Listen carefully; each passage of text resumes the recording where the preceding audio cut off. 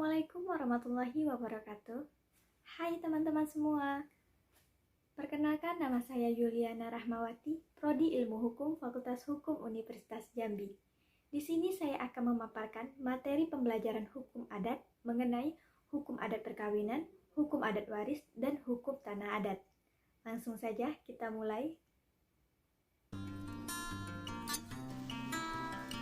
Yang pertama adalah hukum adat perkawinan.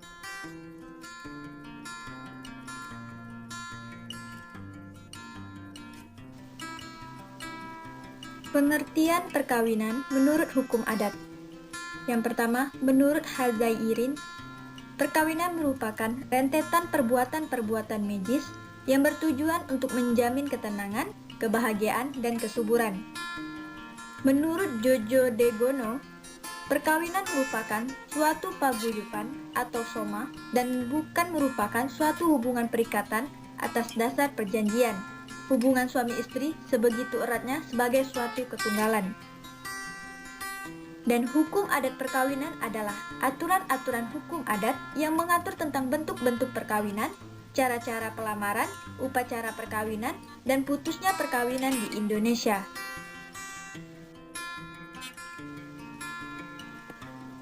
Asas-asas perkawinan menurut hukum adat. Yang pertama, perkawinan bertujuan membentuk keluarga, rumah tangga, dan hubungan kekerabatan yang rukun, damai, bahagia, dan kekal. Yang kedua, perkawinan tidak saja harus sah dilaksanakan menurut hukum agama, tetapi juga harus mendapatkan pengetahuan dari kerabat. Yang ketiga, perkawinan harus didasarkan atas persetujuan anggota keluarga dan anggota kerabat. Yang keempat, perkawinan dilaksanakan oleh seorang pria dan beberapa wanita sebagai istri, kedudukannya ditentukan hukum adat. Yang selanjutnya, perkawinan dapat dilakukan oleh pria dan wanita yang belum cukup umur atau masih anak-anak. Yang keenam, keseimbangan kedudukan antara suami dan istri berdasarkan hukum adat yang berlaku. Dan yang terakhir adalah perceraian ada yang boleh dilakukan dan ada yang tidak boleh.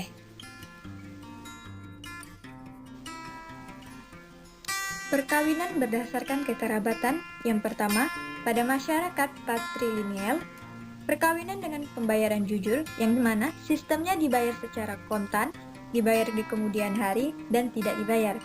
Jujur sebagai tanda diputuskannya hubungan si istri dengan persekutuannya. Setelah perkawinan, si istri masuk sepenuhnya ke dalam keluarga suami. Yang kedua, pada masyarakat matrilineal, yang mana sistem perkawinan ini diatur menurut tata tertib garis irbu, sehingga setelah dilangsungkan perkawinan, istri tetap tinggal dalam klannya yang matrilineal. Yang ketiga, pada masyarakat parental, bentuk perkawinan yang mengkiatkan bahwa pihak suami maupun pihak istri masing-masing menjadi anggota kerabat dari kedua belah pihak. Sistem perkawinan dalam hukum adat. Yang pertama, sistem endogami. Orang hanya diperbolehkan kawin dengan seseorang dari suku keluarga sendiri. Yang kedua, sistem eksogami, yang mana sistem ini orang diharuskan kawin di luar sukunya sendiri. Dan yang ketiga, sistem eleoterogami, yang mana sistem ini tidak mengenal larangan-larangan apapun atau batasan-batasan wilayah. Bentuk perkawinan dalam hukum adat. Yang pertama, perkawinan jujur. Yang kedua, perkawinan semenda. Yang ketiga, perkawinan bebas. Yang keempat, perkawinan campuran. Dan yang terakhir adalah perkawinan lari. Materi yang selanjutnya adalah hukum waris adat. Hukum waris adat adalah hukum yang sedang mengalami perubahan karena adanya masyarakat dan perubahan pandangan hukum melalui jurisprudensi Mahkamah Agung Republik Indonesia, terutama mengenai pembagian warisan secara individual. Dasar hukum berlakunya hukum waris, yang mana berlaku atas dasar Pasal 2 AP Undang-Undang Dasar 1945 yang memperlakukan hukum waris BW, hukum waris Islam, dan hukum waris adat.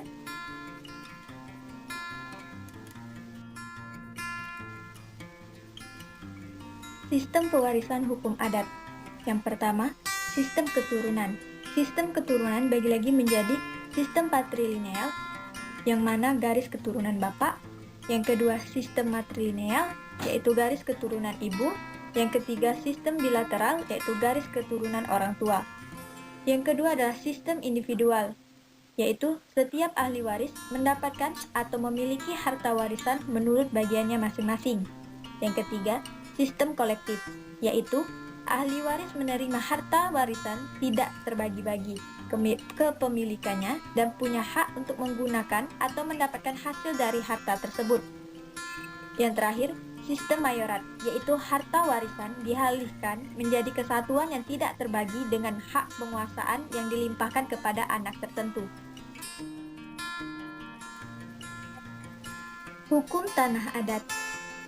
Tanah adat adalah tanah yang dikuasai bersama para warga masyarakat hukum adat yang bersangkutan. Hak penguasaan atas tanah masyarakat hukum adat dikenal dengan hak ulayat. Kedudukan tanah dalam hukum adat. Yang pertama, karena sifatnya. Tanah merupakan satu-satunya benda kekayaan yang meskipun mengalami keadaan bagaimanapun juga, masih bersifat tetap dalam keadaannya, bahkan kadang-kadang menjadi lebih menguntungkan. Yang kedua, karena fakta. Tanah itu, yang pertama, merupakan tempat tinggal persekutuan. Yang kedua, memberikan penghidupan kepada persekutuan. Dan yang terakhir adalah merupakan tempat para warga persekutuan yang meninggal dan dikebumikan. Syarat hak ulayat agar tetap diakui dalam pasal 3 Undang-Undang Nomor 5 Tahun 1960 tentang Peraturan Dasar Pokok-pokok Agraria. Yang pertama, eksistensinya masih ada. Yang kedua, tidak bertentangan dengan kepentingan nasional. Dan yang terakhir adalah tidak bertentangan dengan aturan-aturan dalam undang-undang. Inilah akhir dari video pembelajaran yang telah saya buat. Semoga video pembelajaran kali ini bermanfaat bagi teman-teman semuanya. Terima kasih. Wassalamualaikum warahmatullahi wabarakatuh. See you next time.